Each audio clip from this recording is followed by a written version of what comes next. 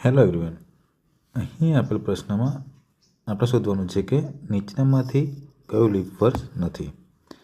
તો અહીંયા જે વર્ષો આપ્યા છે 2000, 2100, 1600, 1200, એમાં જુઓ આ છેલ્લા બે અંકો શું છે? શૂન્ય છે.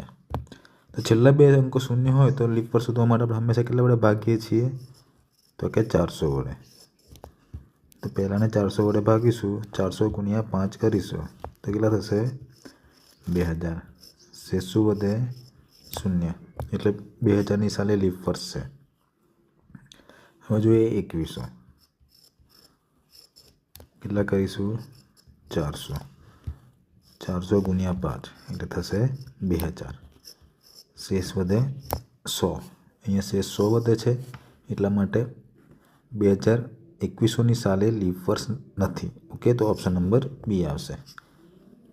હવે આપણે છેલ્લા બે પણ ચકાસી લઈએ. 1600 ભાગ્યા 400 તો 4 ચોક 16 થાય, એટલે 400 ગુણ્યા 4 કરીશું તો 1600 થશે. શેષ વધે છે શૂન્ય, એટલે આ પણ લીપ વર્ષ છે 1600. હવે 1200 ભાગ્યા 400, 400 તરી 1200 તો શેષ પણ કેટલા વધે? શૂન્ય વધે છે. તો આ પણ કેવું વર્ષ છે? લીપ વર્ષ છે. તો આમાં 4 ઓપ્શનમાંથી ઓપ્શન નંબર બી છે જે લીપ વર્ષ નથી. ઓકે.